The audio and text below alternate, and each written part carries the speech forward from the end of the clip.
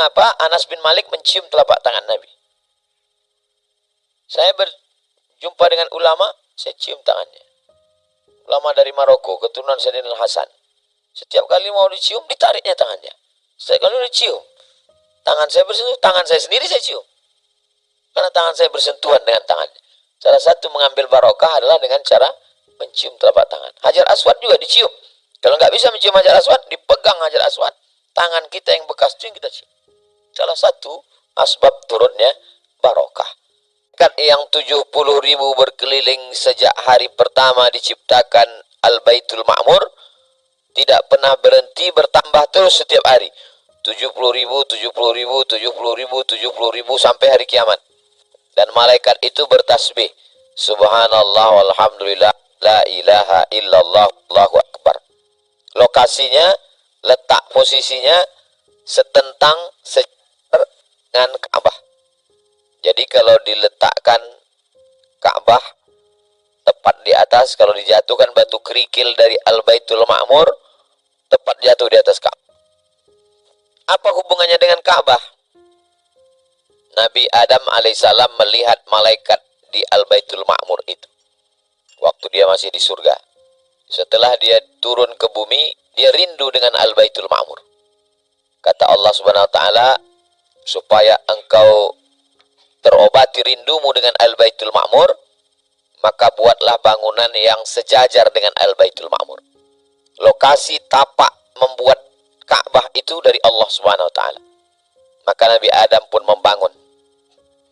Tapi katanya yang membangun itu Nabi Ibrahim. Nabi Ibrahim merenovasi. Setelah bangunan itu hancur karena banjir bandang. Nabi Nuh alaihissalam. Jadi yang membangun Nabi Adam alaihissalam disebutkan dalam Al-Quran, Inna awwala baitin wudi'a linnas. Bangunan pertama yang dibangun untuk manusia, lalladzi bi Bakkata, yang ada di kota Makkah Al-Mukarramah. Setelah dibangun oleh Nabi Adam alaihissalam, Nabi Adam pun melaksanakan tawaf, terobati rindunya kepada Al-Baitul Ma'mur, ucapannya sama, ibadahnya sama, tempatnya sejajar mirip sama. Ibadahnya berputar keliling, ucapannya tasbih, tahmid, takbir, subhanallah, walhamdulillah, wala ilaha illallah, wallahu akbar. Itulah ibadah yang sama dilakukan makhluk Allah yang berbeda. Yang pertama, malaikat di Al-Baitul Ma'mur. Yang kedua, manusia di samping Ka'bah. Yang ketiga, planet-planet berputar melilit matahari. Matahari di tengah, Neptunus, Merkurius, Pluto, Mars berkeliling dengan ucapan yang sama, subhanallah walhamdulillah wala ilaha illallah wallahu akbar. Seorang profesor dari Mesir bekerja di Inggris di lembaga astronomi, lalu kemudian menulis satu buku namanya Profesor Zaglul An-Najjar. Tulis di Google Zaglul Naggar. Nama bukunya Tasbihul Kainat. Diterjemahkan dalam bahasa Indonesia, alam semesta bertasbih. Jadi diteliti, rupanya alam semesta ini semuanya bertasbih mengagungkan Allah, dan malaikat-malaikat bertasbih. Ketika Allah mau menciptakan Nabi Adam, malaikat berkata, Ataj'alu fiha man yufsidu fiha wa yasfikud dima. Untuk apa engkau ciptakan makhluk yang akan menumpahkan darah, yang akan berkelahi, yang akan berperang? Wa nahnu nusabbihu bihamdika wa nuqaddisu lak. Sedangkan kami selalu bertasbih. Makanya kalau kita mau sama ucapan kita dengan ucapan malaikat, kita disuruh bertasbih, subhanallah walhamdulillah wa la ilaha illallah wallahu akbar. Tapi perbuatannya tidak sama. Kalau kita bertasbih di Banjarbaru, di Banjarmasin, subhanallah walhamdulillah wa la ilaha illallah wallahu akbar, tidak sama. Baru mirip sama ketika berada di bawah Ka'bah, di samping Ka'bah, di bawah Al-Baitul Ma'mur, dengan putaran yang sama, di tempat yang sama, dengan bunyi yang sama, serentak bersama dengan para malaikat. Itu yang akan kita rasakan nanti di awal bulan Oktober, insyaallah di Baitullah. Amin ya rabbal alamin. Ibadahnya disebut dengan ibadah umrah. Umrah artinya ziarah. Ziarah artinya kunjungan. kunjungan ke suatu tempat dengan cara tertentu dengan niat lillahi ta'ala. Kunjungan saya ke Banjarmasin lillahi ta'ala, baru dua, tidak dapat yang nomor tiga. Dia kunjungan ke suatu tempat khusus dengan ibadah khusus dengan niat karena Allah. Tempat khusus maksudnya Makkah, dengan ibadah khusus maksudnya berkeliling, dengan niat khusus lillahi ta'ala, yang dirindukan oleh orang-orang beriman. Antashhada an la ilaha illallah wa anna Muhammad Rasulullah wa tuqimas salah wa tu'tiyaz zakah wa tasuma Ramadan. Yang kelima, wa tahujjal bait, berkunjung ke Baitullah. Lalu kemudian ibadah ini ditetapkan para ulama ada rukunnya. Rukunnya ada 5. Yang pertama, niat. Yang kedua, tawaf. Yang ketiga, sa'i. Yang keempat, tahallul. Yang kelima, tartib. Tartib maksudnya berurutan. Tawaf dulu baru sa'i, bukan sa'i dulu baru tawaf. Yang pertama, niat. Yang kedua, tawaf. Yang ketiga, sa'i. Yang keempat, tahallul. Yang kelima, tartib berurutan. Yang pertama, niat dulu. Niatnya tidak sama seperti sholat.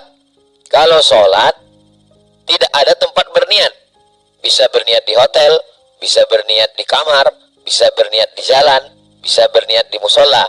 Tapi kalau umrah, sudah ada tempat niat yang ditetapkan oleh Allah, diwahyukan kepada Nabi Muhammad sallallahu alaihi wasallam.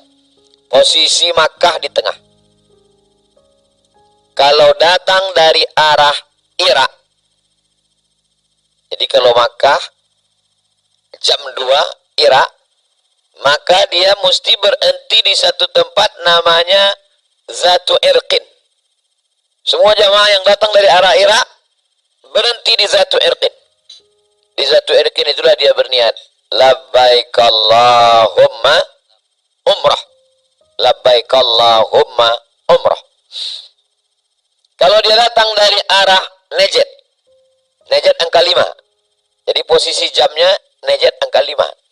Kalau dia datang dari arah Najd, Najd itu sekarang namanya sudah berubah menjadi Riyadh, ibu kota Saudi Arabia, 1000 kilo dari Makkah. Kalau datang dari arah Najd, tempat berhentinya namanya Qarnul Manazil. Gak boleh langsung ke Makkah, berhenti dulu di Qarnul Manazil, baru dia berniat labbaik Allahumma umrah. Angka 6, Yaman.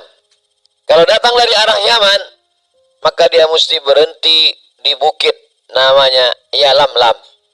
Dari Yalamlam inilah dia berniat labbaik Allahumma umrah. Jam 11, 6, 7, 8, 9, 10, 11 dari arah Mesir, dari arah atas, maka dia tidak bisa langsung ke Makkah. Dia mesti berhenti di satu tempat namanya Juhfah. Sekarang nama tempat itu berubah menjadi Rabigh. Di Rabigh inilah dia mesti berniat labbaik Allahumma umrah.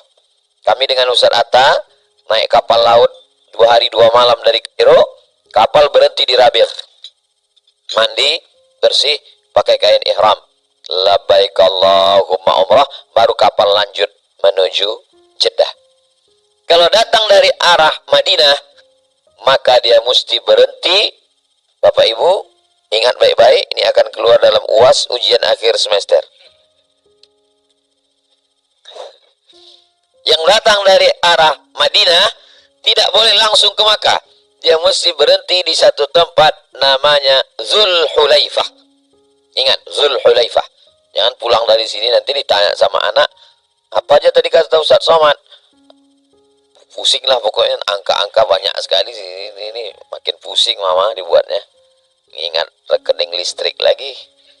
Ini pokoknya yang dari Madinah itu yang ingat ada Zul tadi, Zulkifli apa Zulkarnain. Zulhulaifah namanya. Tapi kemarin Pak Ustadz, kami waktu dari Madinah katanya Bir Ali. Nama lamanya Zulhulaifah, nama barunya Bir Ali. Sama juga yang ceramah tadi siapa? Ustaz Abdul Somad? Enggak, yang ceramah UAS. Nama lamanya Abdul Somad, nama barunya UAS. Orangnya itu juga. Nah, jadi inilah niat. Apa hikmah di balik ini? Supaya ketika sholat niatnya biasa, puasa niatnya biasa, zakat niatnya puasa, tapi umrah niatnya luar biasa. Mesti berhenti di situ, mandi, bersih, pakai kain ihram, sholat sunnat ihram, usolli sunnatal ihram rakaataini lillahi ta'ala. Dulu ada pohon kayu di situ. Jadi bunyi hadisnya, yusolli rakaataini tahta syajarah. Nabi sholat 2 rakaat di bawah pohon kayu.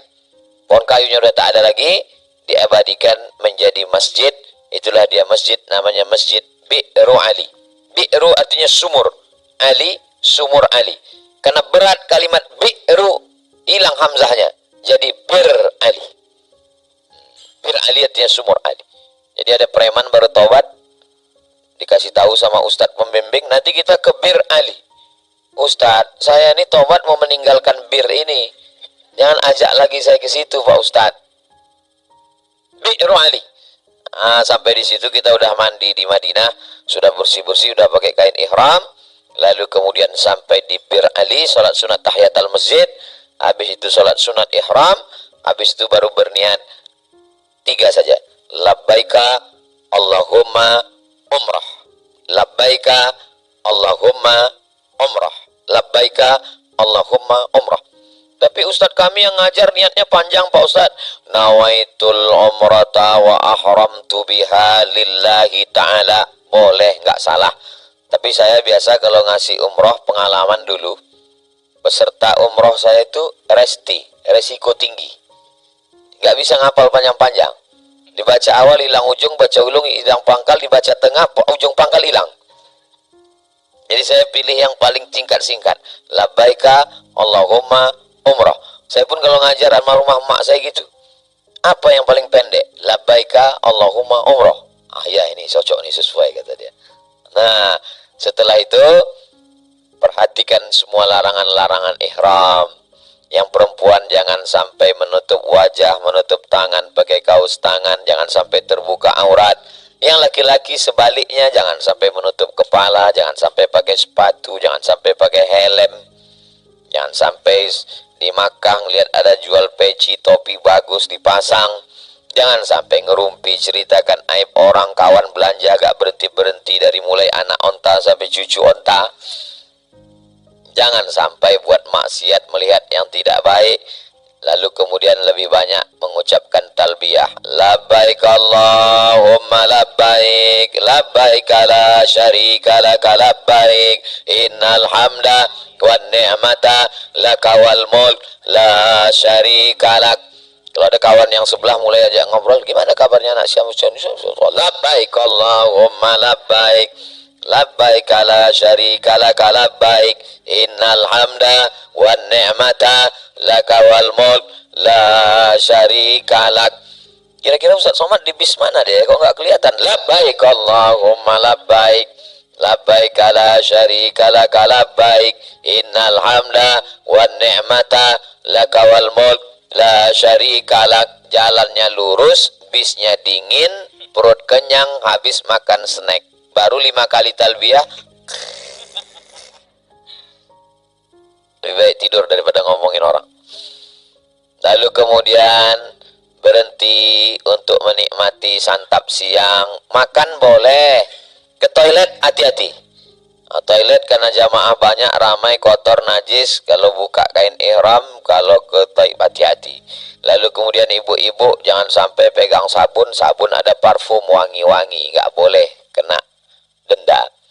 Lalu kemudian setelah perjalanan 6 jam 7 jam sampai di kota Makkah. Sebelum masuk kota Makkah ada pintu gerbangnya. Cirinya bangunan tiang bulat, ada kubah di atasnya. Nah, maka Allahumma inni as'aluka khairaha wa khaira ma fiha wa khairi ahliha wa khairi ma fiha. Ya Allah, aku memohon kebaikan kota Makkah, kebaikan penduduknya. Wa a'udzubika min syarriha wa syarri ma fiha wa syarri ahliha wa syarri ma fiha. Aku mohon perlindungan dari kejelekan, keburukan yang ada, dari orangnya dan semua yang tidak baik. Setelah itu lalu kemudian terus sampai ke hotel. Tokoh masyarakat, pejabat, orang kaya, Yang di Indonesia kalem, tenang, rupanya waktu perut kenyang. Begitu sampai di Makkah, perjalanan panjang, badan lelah, stres letih, perut lapar, mau cepat ke kamar, mengamuk musang berbulu kambing. Mana kunci saya? Wah, mulai mengamuk. Ustaz, ini cerita siapa? Pengalaman pribadi saya. Sabar ya Pak, saya sudah capek sabar di Indonesia. Tenang ya Pak, Ustaz aja yang tenang. Akhirnya kita kasihlah kamar. Saya sibuk ngurus kunci waktu itu, ngurus kunci. Bapak-bapak yang ibu kalau kurang sabar langsung naik ke atas ya, restoran ada, pergi makan di atas. Makan, udah makan baru ketemu. Pak Ustaz. Udah itu baru dibagi kunci. Naik saya ke atas. Saya tengok ibu-ibu udah pakai daster. Padahal belum tahap. Ada rambut yang terbuka. Lalu, bapak-bapak udah pakai jaket. Kenapa pakai jaket? Jaket ini ada jahitannya. Gak tahan Pak Ustadz, kedinginan. Ibu, iya masa makan pakai pakaian putih? Nggak boleh dibuka Bu sebelum. Jadi gimana? Kena denda. Dendanya berapa? Potong kambing 1 ekor 600 rial.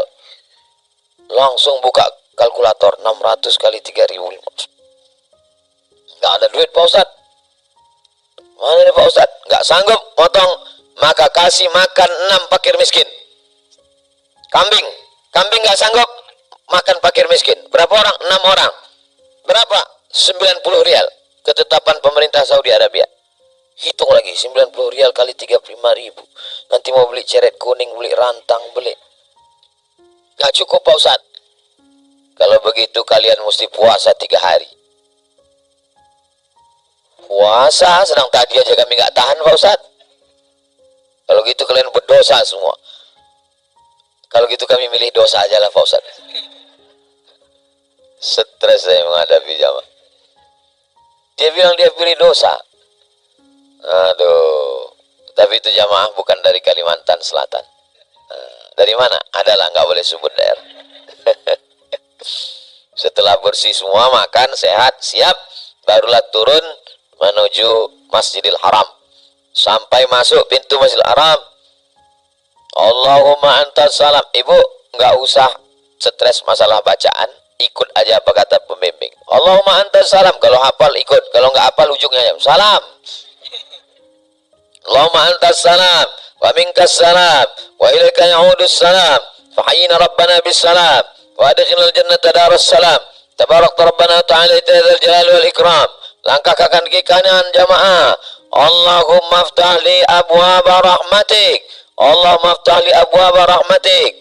Habis itu Allahumma salli ala Sayyidina Muhammad wa ala ali Sayyidina Muhammad. Turun lift, turun melihat Ka'bah.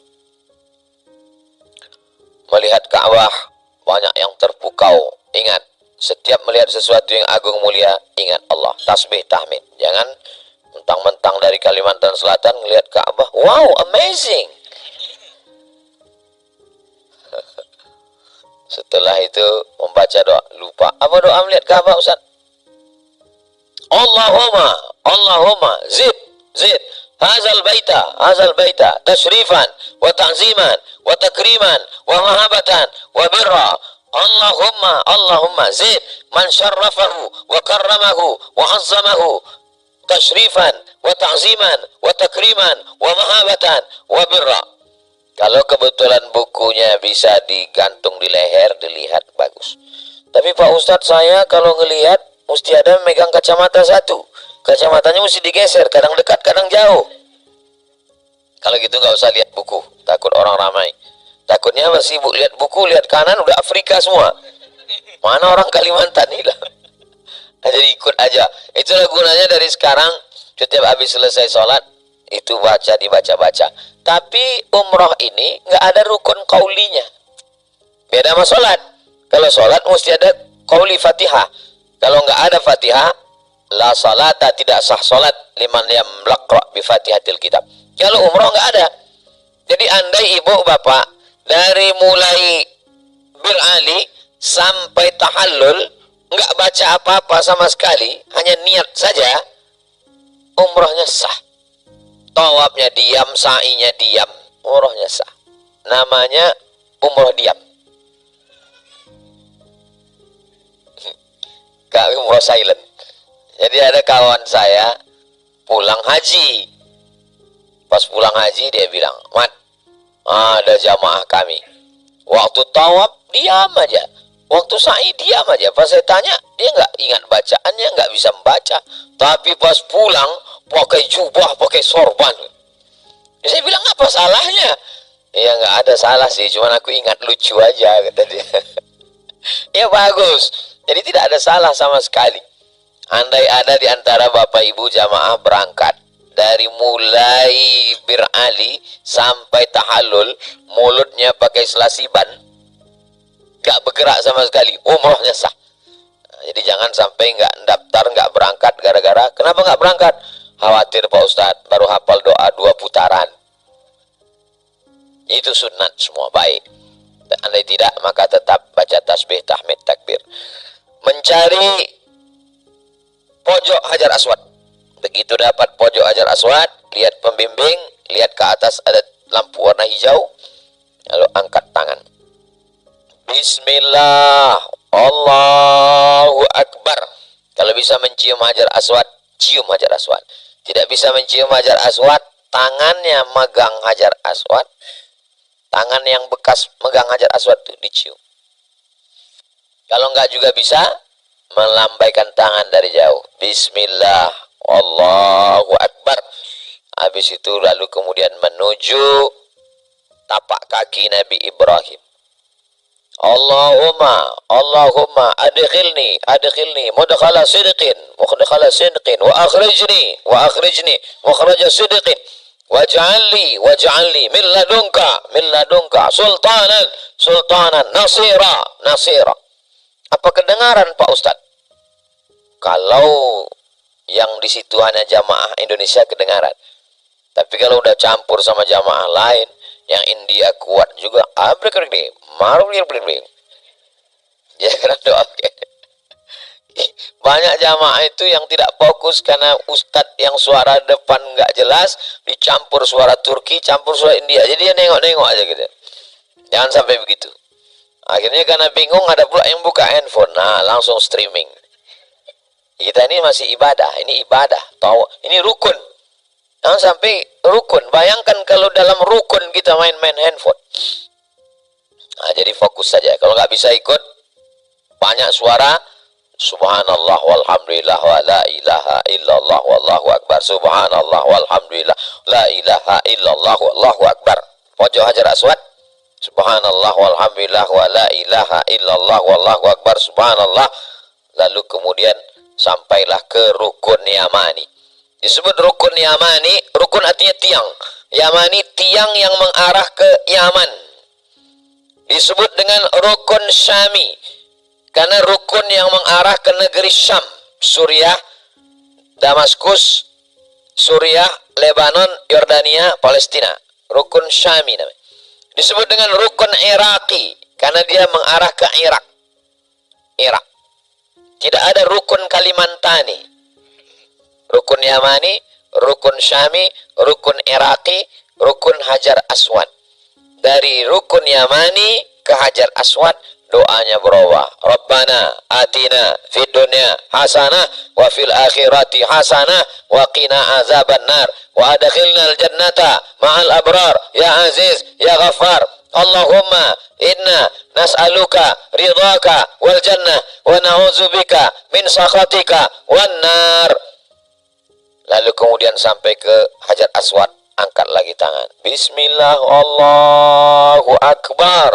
Lalu kemudian putaran 2, putaran 3, putaran 4, putaran 5, putaran 6, putaran 7, habis. Mulai menelusuri pinggir tepi, sampailah ke arah setentang sejajar belakang makam Ibrahim. Salat sunnat tawaf 2 rakaat. Usalli sunnat tawaf raka'ataini lillahi ta'ala. Selesai 2 rakaat salat sunat tawaf, qul ya ayyuhal kafirun, qul huwallah, ayat yang lain enggak apa-apa, salat sunat. Habis itu berdoa, mintalah doa kepada Allah Subhanahu wa taala. Saya nggak bisa bahasa Arab, Pak Ustadz. Terserah. Bahasa Indonesia, bahasa Melayu, bahasa Banjar, bahasa Bugis, bahasa Makassar, bahasa Batak, bahasa apapun bahasa, minta sama Allah. Allah Maha tahu. Minta sama Allah. Habis itu selesai, baru kemudian menuju ke Bukit Sofa, minum air zam-zam. Hadap ke kiblat, berdiri. Tapi katanya nggak boleh minum berdiri. Ya nggak boleh minum berdiri, air putih biasa. Minum air zam-zam berdiri. Allahumma inni as'aluka ilman nafi'an wa rizqan wasi'an wa shifaan min kulli da'in wa saqamin birahmatika ya arhamar rahimin. Kalau hafal. Kalau nggak hafal, gerak-gerakkan aja mulut. Jangan langsung minum. Takutnya ada kawan ngeliat sudah, ente nggak hafal ya. Isi doa minum air zam-zam itu 3. Pertama, ilman nafi'an, ilmu. Yang kedua, rizqan wasi'an, rezeki. Yang ketiga, syifaan, sehat. Jadi anda yang nggak hafal bahasa Arabnya, 3 itu aja. Ya Allah, beri aku ilmu bermanfaat, beri aku rezeki yang melimpah, beri aku kesembuhan dari penyakit. Tapi jangan kuat-kuat dalam hatinya. Jangan lupa selawat. Allahumma sholli ala sayyidina Muhammad wa ala ali sayyidina Muhammad. Saya pas lagi bawa jamaah, tiba-tiba heboh di belakang, polisi mengamuk. Kenapa? Itu gara-gara jamaah Ustadz. Kenapa? Rupanya jamaah ini menyiramkan air zam-zam ke lututnya. Habis minum, lututnya disiram air zam-zam. Enggak masalah menyiramkan air zam-zam ke lutut. Dia angkat roknya. Orang-orang melihat, terkejut dia. Entah terkejut karena apa, kudisnya wallahu alam. Dia terkejut. Ini. Jadi kalau mau disiramkan karena kaki sakit rematik, nggak salah ngambil barokah, nggak masalah. Dimandikan pun nggak masalah. Tentang masalah memandikan air bacaan doa, sedang air bacaan doa saja boleh dimandikan, diusapkan, apalagi air zam-zam. Qiyas dalilnya. Lalu kemudian setelah itu menuju Bukit Sofa. Sampai di atas Bukit Sofa, menghadap ke arah Ka'bah, mengangkat tangan. Allahu Akbar, Allahu Akbar, Allahu Akbar kabira, walhamdulillahi katsira, wa subhanallahi bukratan wa asila, la ilaha illallah wahdah, sadaqa wa'dah, wa nasara abdah, wa azza jundah, wa hazamal ahzaba wahdah. Setelah itu baca doa sir. Yang tadi takbir kuat, setelahnya doa sir untuk keluarga, untuk semua. Doa pakai ring. Ring pertama kedua orang tua. Rabbi fili wali walidayya warhamhuma kama rabbayani shaghira. Doa untuk pasangan suami istri. Rabbana hab lana min azwajina wa dzurriyyatina qurrata a'yun waj'alna lil muttaqina imama. Doa untuk anak. Rabbana hab lana minas shalihin. Rabbana hab lana min ladunka dzurriyyatan thayyibah. Doa untuk saudara. Rabbana ighfir lana dzunubana wa li ikhwanina alladziina sabaquna bil iman. Saya nggak bisa bahasa Arab, Pak Ustadz. Nggak usah pakai bahasa Arab, pakai bahasa kita masing-masing. Minta kepada Allah Subhanahu wa taala. Habis itu turun ke bawah. Turun ke bawah, gak berapa lama langsung nampak tiang hijau. Dari tiang hijau ke tiang hijau, yang biasa jogging lari-lari kecil. Yang gak biasa lari jangan lari, takut kaki terkilir. Biasa jalan biasa aja. Rabbighfir warham wa'fu wa takarram wa tajawaz amma ta'lam innaka ta'lam ma la na'lam innaka antal a'azzul akram. Rabbighfir warham sampai ke tiang hijau. Dari tiang hijau terus ke sana, baca doa 1, doa 1, doa 2, doa 3, doa 4, doa 5, doa 6, doa 7. Ketika akan naik ke atas Bukit Sofa, terasa sudah akan naik.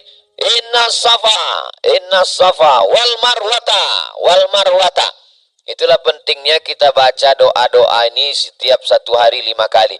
Habis subuh, habis zuhur, habis asar, habis maghrib, habis isya, tahajud malam. Andai tidak hafal, pas pembimbing baca, kita nyambung. Jangan sampai lain kata pembimbing, lain kata kita. Inna safa wal marwata.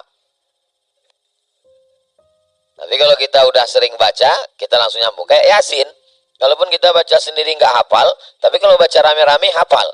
Nah, nyambung dia. Nah, lalu kemudian sampai ke atas menghadap lagi ke Ka'bah, takbir lagi. Allahu Akbar, Allahu Akbar, Allahu Akbar. La ilaha illallah wallahu akbar. Allahu Akbar walillahil hamd. La ilaha illallah wahdah, sadaqa wa'dah, wa nasara abdah, wa azza jundah, wa hazamal ahzaba wahdah. Turun ke bawah. Turun ke bawah, baca doa putar 2 sampai tiang hijau. Rabbighfir warham wa'fu wa takarram wa tajawaz amma ta'lam innaka ta'lam ma la na'lam innaka antal azul akram. Naik ke atas, innas safa wal marwata min syairillah faman hajjal baita aw i'tamara fala junaha alaihi ayat tawaf bihima faman tatawwa khairan fa innallaha syakirun alim. Naik ke atas, ngadap ke Ka'bah lagi, doa jahar Allahu akbar, doa sir, berdoa sampai akhirnya putaran yang ke-7 naik ke atas bukit Marwah. Habis, tutup dengan doa-doa. Setelah itu tahallul. Laki-laki yang sudah dipotongkan rambutnya, biasanya saya duluan dipotongkan. Yang sudah ketemu dengan jamaah yang sudah, Bapak sudah Pak? Sudah. Tolong potongkan. Habis dipotong, saya yang udah kena potong ini, barulah saya memotongkan Ustadz Atta, baru saya guntingkan. Lalu kemudian setelah itu, yang potong di atas bukit Sofa Marwah itu hanya sebagai simbolisnya aja. Nanti yang cukur benarannya langsung, biasanya kami langsung ke bawah Zam-Zam Tower, ada tempat potong, langsung habis 5 menit 10 rial. Ini rambutnya agak panjang dikit, nanti habis ini nanti awal Oktober, gundul. Anak saya Sami pun kena gundul juga. Diam aja dia, pas selesai tengoknya terkejut dia nengok rambutnya hilang.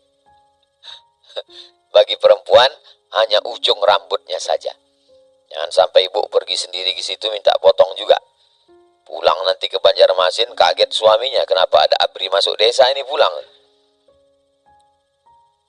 Selesai, habis sudah. Pertama, niat. Kedua, tawaf. Ketiga, sa'i. Keempat, tahallul. Kelima, tartib. Kharajaka yauma waladathu ummuh. Keluar dari umrah itu seperti keluar dari rahim ibunya. Masa Pak Ustadz? Iya. Bapak Ibu nanti lihat saya setelah gundul seperti keluar dari rahim ibu saya. Gundul.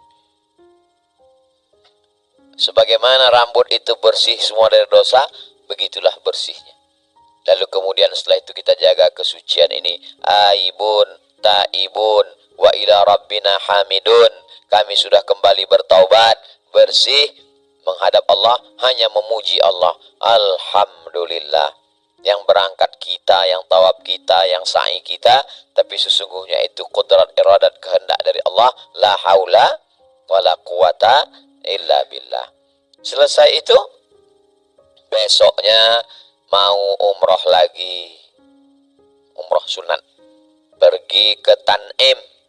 Bawa pakaian, sampai di Tanim mandi, habis itu niat umroh. Pergi ke Ji'ranah, sesuai dengan jadwal yang udah diatur Ustadz Atta nanti. Berapa kali umroh, itu umroh sunat. Biasanya saya umroh yang pertama diri saya, umroh yang kedua almarhum ayah, umroh ketiga almarhumah emak. Habis itu, tapi saya Pak Ustadz nggak bisa umroh, capek. Ya cukup, jangan membebani diri dengan yang kalau kita tidak mampu. Terus Pak Ustadz, isi ibadah sementara pulang. Nanti dibawa ziarah, ziarah artinya berkunjung. Ini Padang Arafah, ini Musdalifah, ini Mina tempat melontar jumrah, Ula Wusta dan Aqabah. Sebelah kiri di bawah istana ada Tugu tempat penyembelihan Nabi Ibrahim. Ketika Nabi Ibrahim tidak jadi menyembelih anaknya Ismail. Ini semua adalah pemakaman Ma'la di kota Makkah.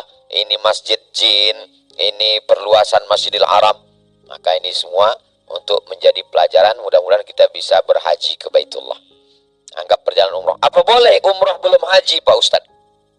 Nabi umroh 4 kali sebelum haji. Yang pertama, umroh Hudaybiyah tahun ke-6. Yang tidak boleh masuk ke Makkah karena dicegat kafir Quraisy. Muncullah perjanjian Hudaybiyah. Umroh ke-7, umroh qadha. Umroh tahun ke-8, umroh Fathu Makkah. Waktu Nabi membebaskan kota Makkah bersama 10.000 pasukan. Umroh menjelang haji, pada saat haji wada. Jadi ada satu bab khusus dalam Sahih Bukhari, bab al-umrah qabla al-hajj. Nabi melaksanakan umrah sebelum haji. Jadi tidak ada alasan orang kalau ditanya, ibu bapak tidak pergi umroh, saya belum haji. Itu sama dengan orang alasan nggak kurban, saya belum akikah. Sampai mati nggak pernah kurban karena belum akikah. Padahal tak ada hubungan. Anak kita itu tanggung jawab saya mengakikahkan anak saya, tapi saya tanggung jawab ayah saya. Kalau saya tidak diakikahkan dulu, itu beliau yang bertanggung jawab di hadapan Allah, dan tidak wajib hukumnya juga, sunat muakkad. Adapun mampu melaksanakan kurban. Ini sebagai perbandingan. Masjid, hotel. Perjalanannya singkat. Masjid, hotel. Tapi jangan lupa, antara masjid ke hotel ada pasar. Jadi orang yang sekali ke masjid, 2 kali ke pasar. Berangkatnya mampir dulu, pulangnya mampir dulu. Berapa banyak bapak ibu yang pergi berpasangan, bapak udah nunggu di depan hotel. Ibu mana pak? Ini Pak Ustadz, terlalu lama zikir di Raudhah. Begitu pulang 2 kresek penuh. Terkabul doa di Raudhah pak. Nggak salah belanja, nggak salah. Malahan ada ayat khusus untuk mencari rezeki di saat melaksanakan haji. Karena pada saat haji itu mereka dulu berdagang, berniaga. Setelah Islam datang, mereka lapor ke Nabi, ya Rasulullah, bagaimana kalau kami dagang jualan musim haji? Laisa alaikum junahun anta tabtaghu fadlan min rabbikum. Turun ayat untuk menjawab. Kamu boleh berdagang, berniaga, mencari rezeki dari Tuhan kamu. Itu makanya jamaah-jamaah dari berbagai negeri pada musim haji dulu membawa. Jadi jual beli pada saat itu memang dari dulu itu menjadi pesan pasar terbesar kaum muslimin. Bukan sesuatu yang haram. Tapi hati-hati jangan sampai lebih banyak belanjanya daripada ibadahnya. Lalu selama menunggu pulang itu apa yang dilakukan?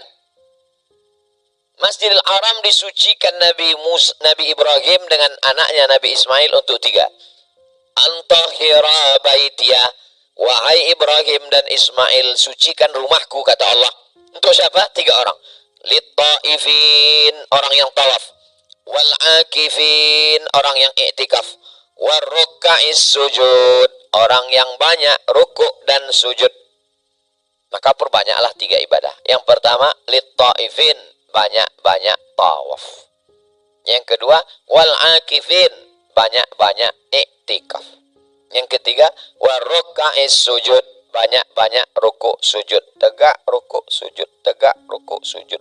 Salat sunat duha, salat sunat masuk tahiyatul masjid, salat sunat wudu, salat sunat taubat, salat sunat duha, salat sunat hajat. Masuk jam 2 malam, keluar dari hotel jam 2, masuk masjid. Salat sunat tahiyatul masjid, salat sunat wudu, salat sunat taubat, salat sunat tahajud, salat sunat hajat, salat sunat witir, baca Quran. Selesai baca Quran, zikir, istighfar 100, solawat 100, la ilaha illallah 100, salat sunat lagi, baca Quran lagi, zikir lagi. Saya nggak bisa salat sunat Pak Ustadz, kaki saya sakit. Baca Quran pun nggak bisa Pak Ustadz, mata saya nggak jelas ayatnya. Zikir pun nggak bisa juga Pak Ustadz. Pulang tidur, nanti pas azan berangkat. Bagaimana lagi? Mau tidur di masjid, takut diusir cleaning service Masjidil Haram. Nah, lalu kemudian ibadah jangan sampai tinggal terus beribadah. Maka kita ambil hikmah-hikmahnya.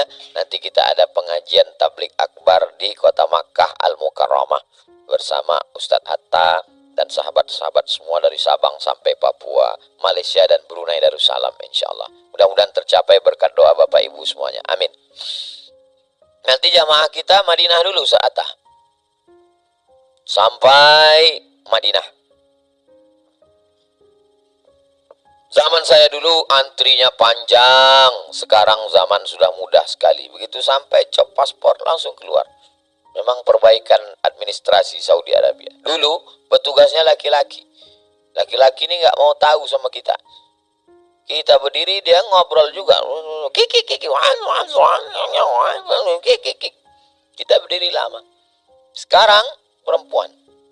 Saya beberapa kali mendarat perempuan, begitu datang dicopnya cepat-cepat. Memang perempuan ini kalau kerja cepat ya. Biasa. Lalu kemudian selesai turun ke bawah, naik bis, langsung masuk kota Madinah. Allahumma inni as'aluka khairaha wa khairi ahliha wa khaira ma fiha. Allahumma inni a'udzubika min syarriha wa syarri ahliha wa syarri ma fiha. Berikan saya kebaikan kota Madinah, kebaikan penduduknya, kebaikan orang-orangnya, jauhkan dari kejelekannya, keburukannya. Setelah itu masuk penempatan kamar. Kamar hanya sekedar untuk ganti baju dan mandi ganti baju. Karena kita lebih lama di masjid.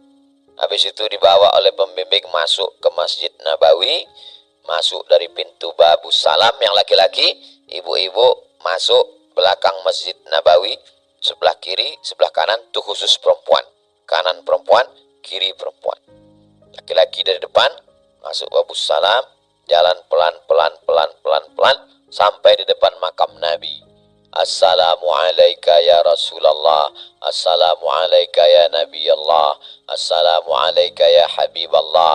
Saya nggak bisa banyak-banyak Pak Ustaz, satu saja. Assalamualaikum ayuhan Nabiyyu wa rahmatullah wa barakatuh. Satu langkah. Assalamualaikum ayuhan Nabiyyu wa rahmatullah wa barakatuh. Satu langkah. Assalamualaikum ya Khalifata Rasulillah Abu Bakrin Siddiq. Satu langkah. Assalamualaikum ya Amiral Mu'minin Umar ibnul Khattab. Berdoa kepada Allah. Di antara doa mustajab adalah ketika berziarah ke makam Rasulullah sallallahu alaihi wasallam. Langsung keluar, nama pintu Babul Baqi. Disebut Babul Baqi karena pintu itu setentang dengan pemakaman Baqi. Pintu yang pertama Baqi. Di sampingnya namanya Babu Jibril karena malaikat Jibril masuk dari pintu itu. Yang ketiga namanya Babun Nisa karena dulu perempuan masuk dari pintu itu. Itulah dalil perempuan ke masjid karena ada pintunya. Nggak mungkin pintunya ada orangnya, nggak ada. Babun Nisa. Sekarang laki-laki di situ karena perluasan masjid. Keluar dari Babul Baqi, masuk lagi ke masjid, belok kiri masuk ke masjid, barulah sholat sunat tahiyatul masjid, sholat sunat wudu, sholat sunat taubat, sholat sunat hajat, zikir baca Quran, nunggu masuk waktu. Tergantung nanti kita sampainya kapan. Masuk pagi, nunggu zuhur. Masuk petang, nunggu maghrib. Masuk malam, nunggu subuh. Lebih banyak beribadah kepada Allah subhanahu wa ta'ala. Nanti dibawa jalan-jalan. Dibawa ke masjid yang pertama didirikan Nabi ketika Nabi sampai ke kota Al-Madinah. Nama masjidnya Masjid Quba. Pakai hamzah, Quba. Di Masjid Quba itu jangan lupa sholat sunat. Siapa yang sholat sunat di Masjid Quba dapat pahala seperti melaksanakan umrah. Karena banyak juga jamaah sampai di Masjid Quba nggak sempat sholat, akhirnya diajak pembimbing, ayo segera masuk bis kita berangkat. Waduh, nggak sempat. Kamu nggak sempat tadi sholat? Enggak. Kenapa nggak sempat? Buat konten. Sholat dulu. Habis sholat baru buat video, buat foto dan lain sebagainya. Masjid Quba didirikan 4 hari. Nabi berangkat hari Senin dari kota Makkah menuju kota Madinah. Hari Selasa, Rabu, Kamis, Jumat, Sabtu, Ahad, Senin 8 hari sampai Nabi 4 malam di Quba. Malam Selasa, malam Rabu, malam Kamis, malam Jumat, 4 malam berdiri Masjid Quba. Masjid Quba masjid yang didirikan pertama oleh Nabi Muhammad sallallahu alaihi wasallam. Dari Quba nanti dibawa ke Masjid Qiblatain. Qiblatain 2 kiblat. Karena dulu awalnya kiblatnya menghadap ke Masjidil Aqsa. Orang Yahudi ngejek. Wah, lihat tuh. Orang Islam sholatnya ke arah Masjidil Aqsa. Nabi ingin supaya arah kiblat berpindah ke Ka'bah. Qad nara taqalluba wajhika fis sama' falanwalliyannaka qiblatan tardaha. Kami sudah melihat wajahmu mendongak ke atas langit, berharap supaya arah kiblat dipindahkan. 18 bulan. 16, 17, 18 bulan menghadap ke Masjidil Aqsa sampai akhirnya turun ayat bulan Sya'ban. Fawalli wajhaka syatral Masjidil Haram. Akhirnya mereka menghadap ke arah Masjidil Haram. Masjidil Aqsa ke sana, Masjidil Haram ke sana. Masjid itu disebut dengan Qiblatain, 2 arah kiblat. Saya pertama kali melaksanakan haji tahun 1992. Jadi waktu itu di dinding itu ada tulisan besar 5 bahasa. Bahasa Arab, bahasa Inggris, bahasa Prancis, ada bahasa Melayu di bawah untuk orang Indonesia, Malaysia, Brunei Darussalam. Ada keterangan, inilah kiblat pertama umat Islam. Sekarang saya lihat udah nggak ada lagi. Sudah dijebol dinding itu. Saya tanya kenapa nggak ada lagi? Karena orang jamaah banyak ngusap-ngusap dinding itu. Diambilnya sorban, diusap-usap, cium. Pemerintah Saudi nggak suka. Nah, akhirnya, padahal kan bagus diusap, bersih kan? Orang nggak suka, bid'ah kata dia. Lalu mengusap itu barokah. Imam Ahmad bin Hambal ziarah ke Raudah, dia usap kaki tempat khotib itu. Ini kaki tempat khotib, dia usap, dia cium. Ditanya, kenapa kau cium wahai Ahmad bin Hambal? Karena bekas telapak kaki Nabi Muhammad SAW. Jadi mencium. Itu mengapa Anas bin Malik mencium telapak tangan Nabi. Saya berjumpa dengan ulama, saya cium tangannya. Ulama dari Maroko, keturunan Sayyidina Hasan. Setiap kali mau dicium, ditariknya tangannya. Setiap kali dicium, tangan saya bersentuh, tangan saya sendiri saya cium. Karena tangan saya bersentuhan dengan tangannya. Salah satu mengambil barokah adalah dengan cara mencium telapak tangan. Hajar Aswad juga dicium. Kalau nggak bisa mencium Hajar Aswad, dipegang Hajar Aswad. Tangan kita yang bekas cium kita cium. Salah satu asbab turunnya barokah. Ada satu jamaah, Ustaz, katanya Hajar Aswad itu orang ramai berbondong-bondong. Iya, tapi tadi Pak Ustaz, pas saya cium Hajar Aswad, sepi, nggak ada orang. Saya heran. Saya penasaran, saya tanya, yang mana ditunjuk? Itu Hijir Ismail. Hijir Ismail.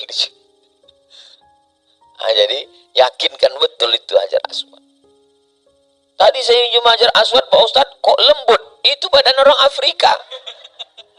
Oke, buka mata, lihat dulu. Nah, lalu kemudian kita pun dibawa ziarah ke Masjid 7. Oh, banyak sekali masjidnya sampai 7. Karena waktu itu perang melawan kafir musyrik. Kata Salman Al-Farisi punya strategi perang.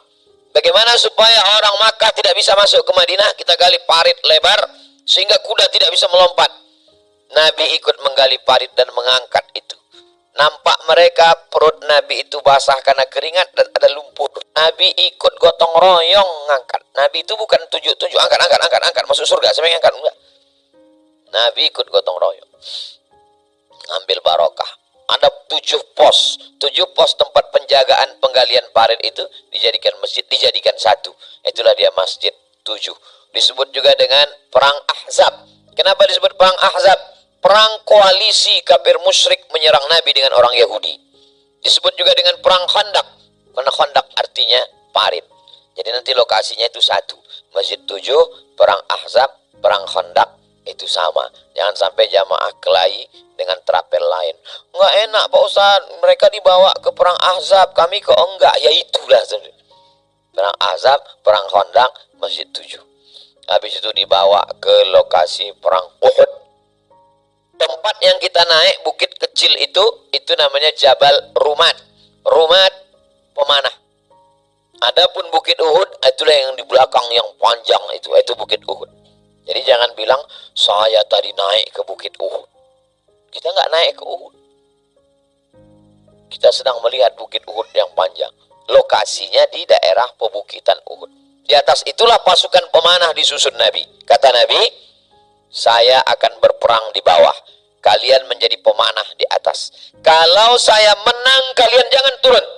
Kalau saya kalah mati di bawah, kalian juga jangan turun. Kalian di atas. Siap. Pasukan pemanah siap dari atas. Tiba-tiba Nabi menang. Nabi dan sahabat menang. Banyak harta ghanimah rampasan perang. Turun mereka ke bawah. Ketika mereka turun ke bawah, panglima perang kafir musyrik namanya Khalid bin Walid. Belum Islam waktu itu Khalid bin Walid. Dia berputar mengelilingi Jabal Rumat. Dia serang dari belakang. Kaum muslimin kalah. Gara-gara pasukan turun. Patah gigi Nabi. Dilarikan bersembunyi di balik bukit Uhud. Sahabat meminta, Ya Rasulullah, likulli nabiyyin da'watun mustajabah. Setiap nabi itu ada doa mustajab. Minta satu doa supaya mati mereka semua. Kata Nabi, doa itu aku simpan. Untuk siapa? Syafa'atan li ummati yawmal qiyamah. Doa itu disimpan Nabi untuk kita. Kita sudah didoakan Nabi 1445 tahun yang lalu. Sekarang kita mau datang mengobati kerinduan kita kepada dia. Selama ini kita nangis membayangkannya. Nanti kita akan langsung di depan makamnya insya Allah. Mudah-mudahan Allah mengabulkan segala permohonan kita. Selama di Madinah banyak-banyak berselawat. Allahumma salli ala Sayyidina Muhammad wa ala ali Sayyidina Muhammad. Saya kalau berselawat saya hitung Pak Ustadz, beli tasbih. Banyak juga jamaah umroh ini lebih lama milih tasbih daripada bertasbih. Masuk toko tasbih, tasbih kecil nggak jadi, tasbih besar nggak jadi, tasbih panjang nggak jadi, tasbih pendek nggak jadi, tasbih kayu nggak jadi, tasbih kaca nggak jadi. Akhirnya lebih lama memilih tasbih daripada bertasbih. Beli tasbih 100 biji, pulang ke rumah semuanya untuk tamu.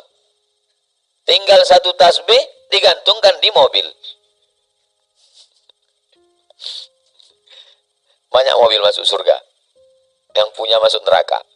Na'udzubillah. Nah ini bagi yang menghitung pakai tasbih. Tasbih Allahumma salli ala Sayyidina Muhammad wa ala ali Sayyidina Muhammad. Ya Rasulullah, bagaimana kalau seperempat hariku kupakai bersolawat? Bagus. Bagaimana kalau setengah hariku kupakai bersolawat? Bagus. Bagaimana kalau seluruh hariku kupakai selawat? Maka kesusahanmu akan hilang, rezekimu berlimpah, derajatmu diangkat. Orang yang sibuk dengan solawat sampai lupa berdoa, Allah beri dia sesuatu yang lebih baik daripada yang dia doakan. Maka sibukkan saja diri kita. Saya banyak hal dalam hidup saya yang tidak pernah saya mintakan. Saya malu untuk mintanya. Allah kasih. Situ saya baru paham. Janji Allah. Kalau kau sibukkan dirimu dengan zikir, kau sibukkan dengan solawat, maka Allah beri engkau lebih baik daripada yang kau minta. Sama misalnya ibu punya anak, bapak punya anak. Anak ini banyak minta.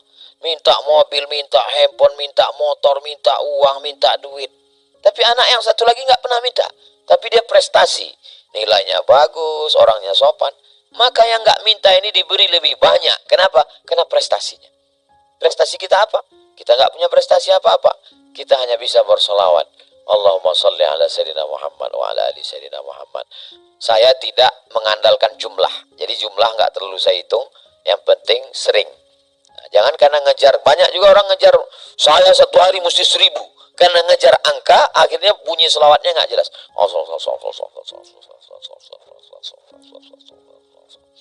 Macam dapat tempe mendoan panas. Kalau saya tetap saya jaga, yang pelan-pelan gak apa-apa. Allahumma salli ala Sayyidina Muhammad wa ala ali Sayyidina Muhammad. Allahumma salli ala Sayyidina Muhammad wa ala ali Sayyidina Muhammad. Allahumma salli. Gimana kita jadi belanja sore ini? Allahumma salli ala Sayyidina Muhammad wa ala. Tetap ngobrol. Bukan berarti sholawat lantas gak ngobrol. Tetap ngobrol. Seandainya ya, kalau boleh berandai-andai, ibu yang bawa kertas sama pena, yang nggak bawa tulis aja di WA, kirimkan ke Ustadz Atta. Udah siap semua? Ready? Pertanyaannya mau saya sebutkan ini. Saya hitung sampai 7 untuk persiapan. 1, 2, 3, 4, 5, 6, 7. Waktu menulisnya saya kasih 1 menit. Saya hitung jam saya. 2 menit lah, 2 menit. Nanti habis itu saya mau baca. Udah siap? Apa yang Anda lakukan ketika Anda dipertemukan dengan Rasulullah Sallallahu Alaihi Wasallam? Mulai menulis.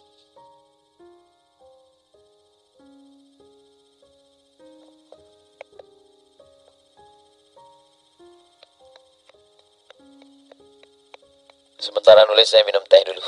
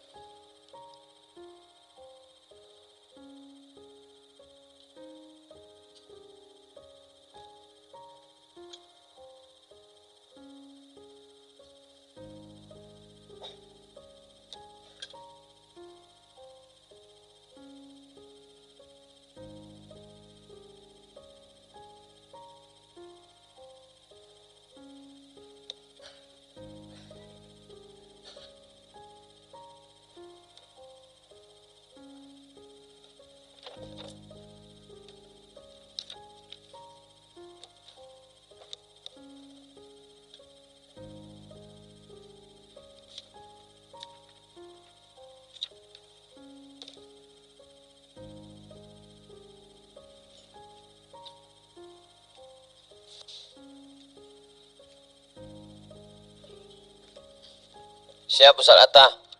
Ustaz bacakan apa yang ditulis. Terserah Ustaz Atta mau pilih. Ustaz Atta gak usah disobek Bu, nanti dikembalikan lagi ke Ibu. Kasih aja sama bukunya sama nomor rekening sekalian. Mana?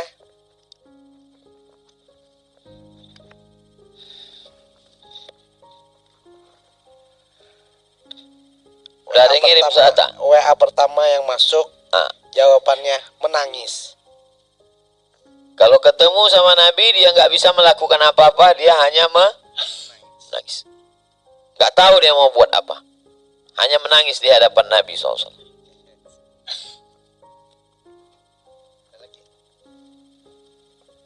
Siapa lagi? Sebelah sini boleh Ustaz? Boleh, silakan bacakan Bang. Oh sebelah sini. Bacakan Bang. Apa yang dilakukan kalau ketemu Nabi?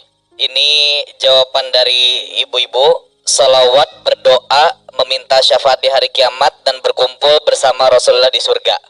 Paket komplit nih Ustaz yang di sini. Enggak. Kalau ketemu sama Nabi itu apa yang dia lakukan?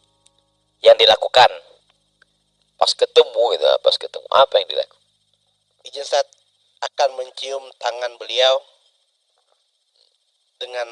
dan menatap beliau dengan dekat dan berharap beliau mengajak ke surga. Allahu Akbar. Masya Allah. Allah akan mencium tangan Nabi, menatap wajah Nabi. Masya Allah. Mudah-mudahan Allah mengkabulkan segala harapan kita. Amin ya Allah. Mungkin dari bapak-bapak masih belum Ustaz ya? Bapak-bapak masih istikharah lagi. Biasanya kalau bapak-bapak rasional nih Ustaz jawabannya. Mereka lama berpikir, seperti dulu lama mereka memutuskan untuk memilih ibu.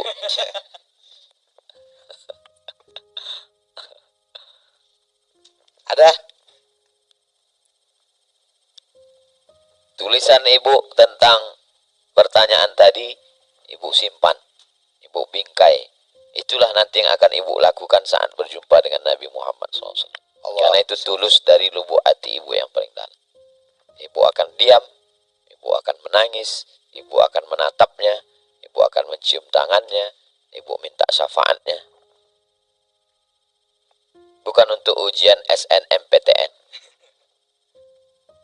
Bukan pula jawaban saya lebih mulia daripada jawaban ibu.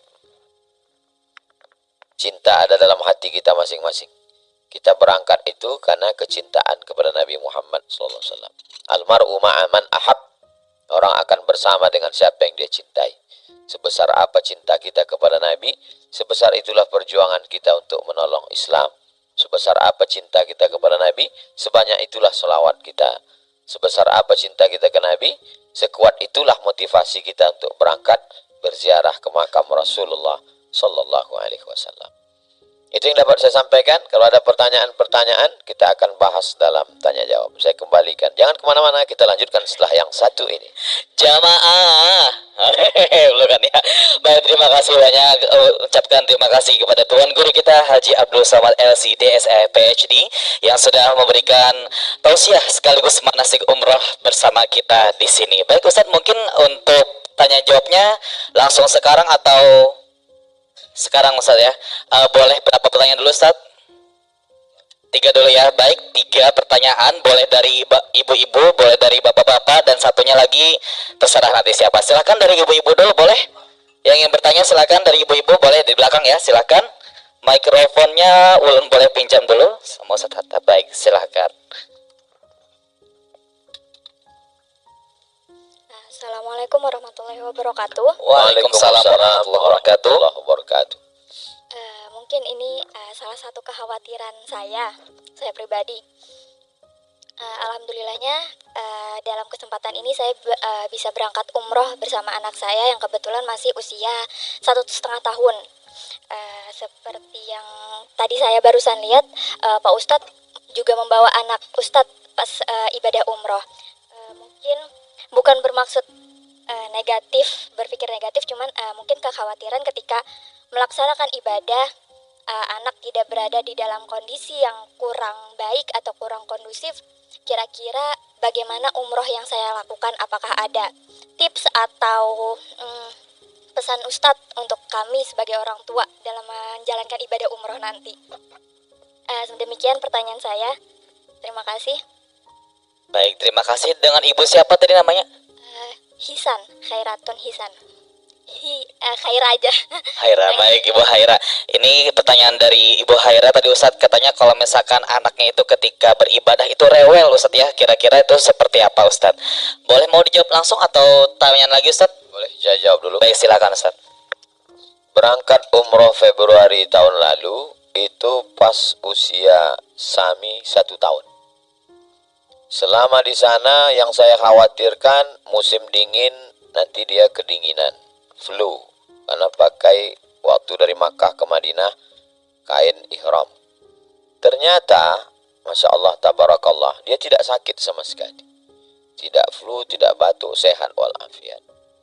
Jadi anak-anak ini kalau dia menangis, pertama haus, yang kedua mungkin pempesnya basah, yang ketiga mungkin dia mau Jadi kalau itu kita antisipasi, insya Allah obat yang paling mujarab adalah ASI.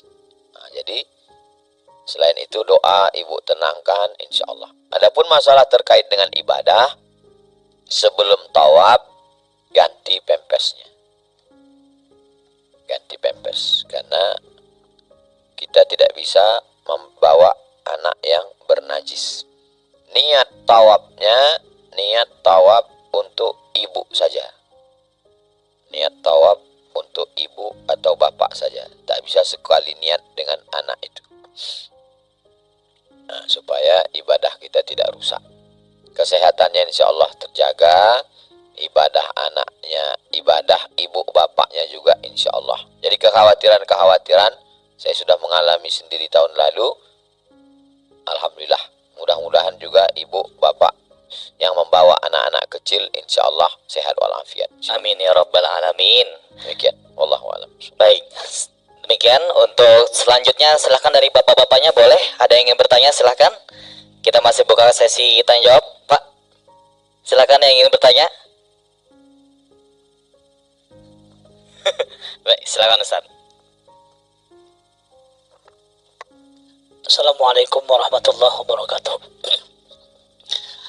Terhubung dengan yang terakhir tadi, Pak Ustadz Abdul Somad, umur anak Pak Guru setahun itu sudah bersunat. Sami tadi ya, laki-laki kan sudah bersunat Ustadz. Masya Allah. Yang ulun tanyakan, seandainya anak itu belum bersunat, ikut tawaf kepada orang tuanya, misal digendong walaupun pakai pampers, tapi dia belum berhitan lagi, sedangkan syarat tawaf jannah suci. Nah, jalan keluarnya gimana Ustaz?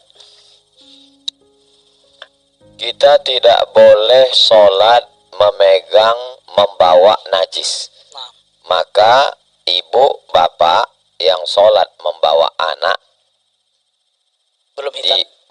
didalilkannya, kenapa kamu bawa anak tawaf sholat? Karena Nabi bawa cucunya sholat. Cucu Nabi nggak pakai pampers.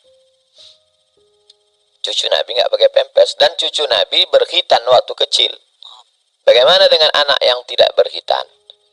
Anak yang tidak berkhitan dikhawatirkan ada najis di bawah kulfah. Mohon maaf, di bawah kulit yang belum dipotong. Maka sebelum berangkat tawaf itu dibersihkan dia seperti orang cebok, lalu kemudian dipakaikan pampers atau kain biasa, jangan sampai berserak di Masjidil Haram.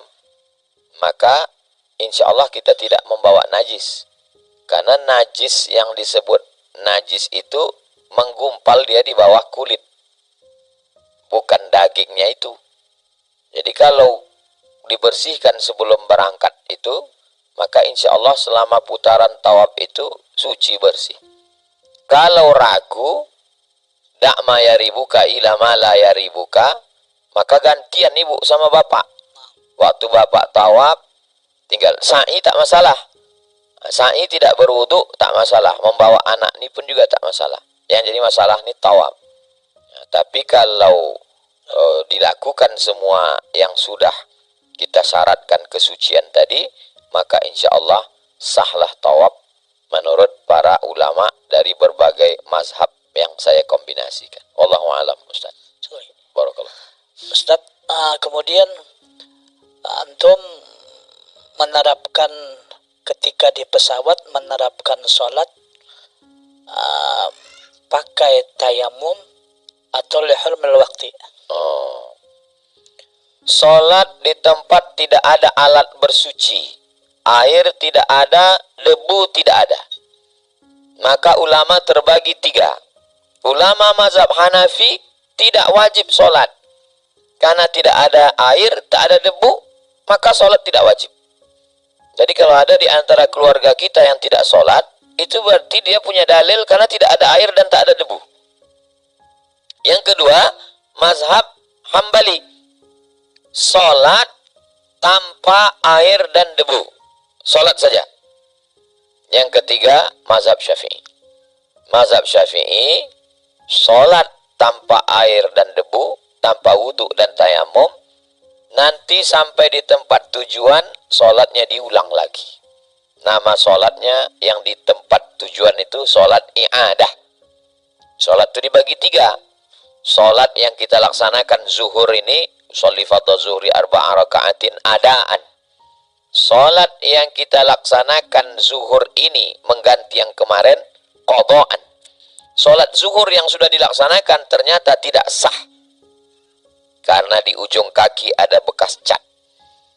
Wuduknya tidak sah karena ada bagian wuduk yang tidak kena air, diulang lagi, namanya sholat i'adah. Sholat yang diulang itu namanya sholat i'adah. Sholat yang di pesawat itu namanya sholat lihurmatil waqti, untuk menghormati waktu, karena tidak boleh waktu ini kosong tanpa sholat. Di antara tiga mazhab, mana yang Ustaz pilih? Saya pilih mazhab Syafi'i. Kenapa Ustaz tidak pilih Hanafi?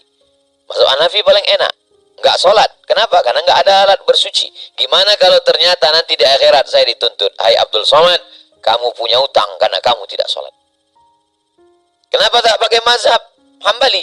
Mazhab Hambali kan sholat. Iya, bagaimana kalau di akhirat ternyata kamu memang sholat, tapi sholatmu tidak sah karena kamu tidak wudhu dan tayamum. Saya tetap punya utang. Yang selamat mazhab Syafi'i.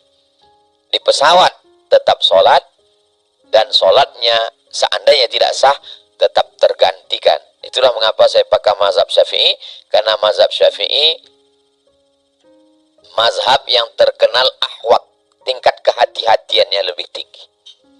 Tapi kata Ustadz kami, di pesawat itu ada debu Pak Ustadz. Debu yang saya pahami itu begini dalam hadis.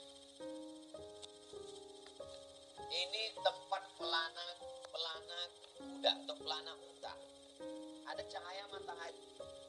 Waktu pelana itu dipukul pakai tangan, naik debunya kan.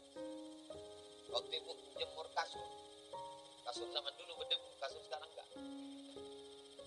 Dipukul, naik debunya kan. Itu yang disebut ada debu. Menurut saya, tapi saya bukan imam mujtahid, menurut saya pesawat juga ada debu.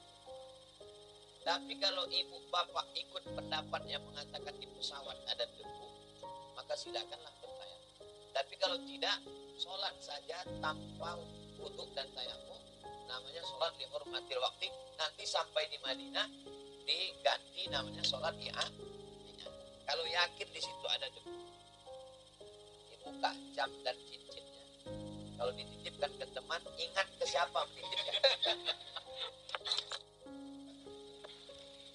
Habis itu usapkanlah di mana yang diyakini ada debu. Yakin debu ada di kursi ini, yakin ada debu di sini. Habis itu dipukulkan, habis itu dihembuskan. Lalu kemudian debu yang di sini ini di pangkal wajah, ini di ujung wajah, ini di pangkal wajah, ini di ujung wajah. Jadi bukan begini, bukan. Ya, ini di pangkal wajah, ini di ujung wajah. 1 kali saja. Habis itu debu, pukul, lembuskan. Debunya dibagi 3. 1, 2, 3. Debu yang di ujung jari ini di bagian bawah. Debu yang bagian dalam ini untuk yang dalam. Debu yang ini untuk di sini. Sekali saja. Saya ulang sekali lagi. 1.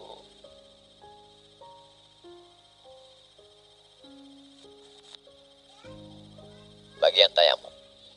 Berlaku juga di tempat kita seandainya diponis dokter, ibu, bapak nggak boleh pakai air. Jangan pakai air ya bu, pak. Kalau pakai air pak dokter mati. Tak boleh kita pilih mati. Maka kita pilih tayamum. Jadi kesimpulannya Ustadz, guru, saya memilih pendapat saya tetap sholat walaupun tidak ada air dan tayamum. Dan setelah sampai di tujuan saya ulang lagi sholatnya ada. Wallahu a'lam bishawab. Baik, luar biasa. Kita cukupkan dulu untuk sesi tanya jawabnya. Ini adalah yang paling terakhir sesi tanya jawab dari Ulun.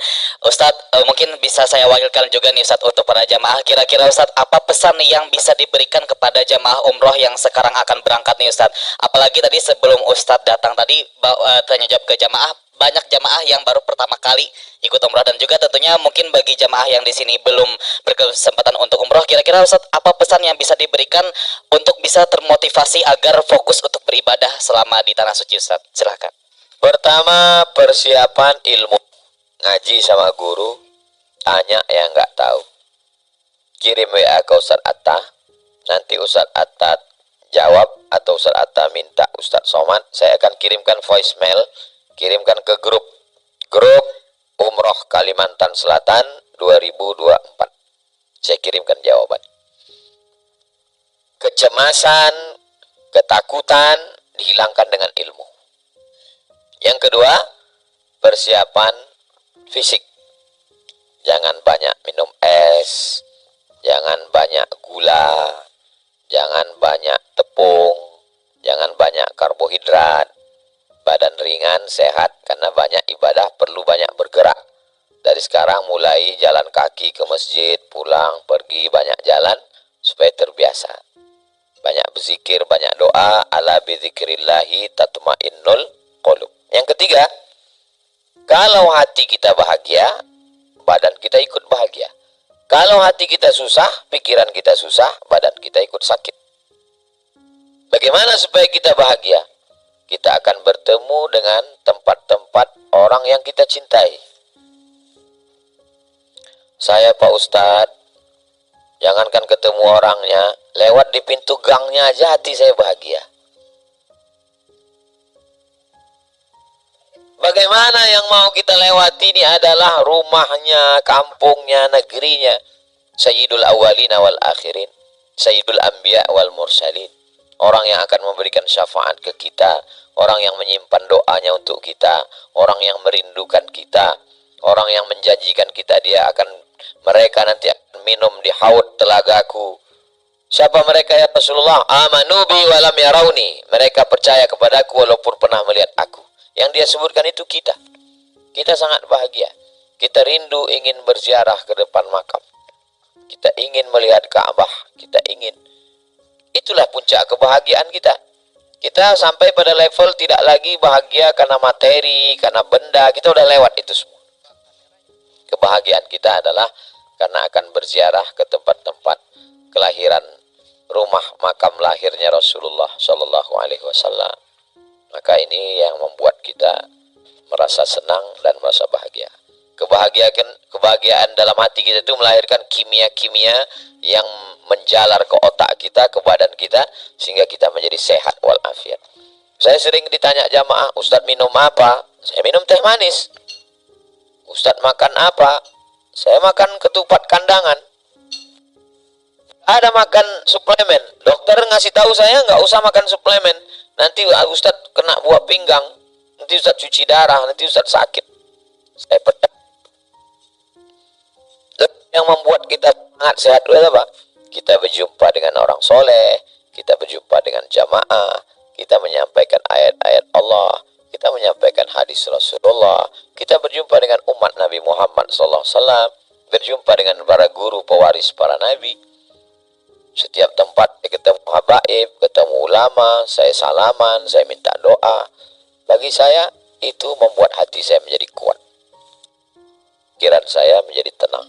Kita tenang bukan karena obat, bukan karena pil, bukan karena kapsul, tapi yang kuat adalah hubungan kita dengan Allah, hubungan kita dengan Rasulullah, hubungan kita dengan saudara kita yang beriman.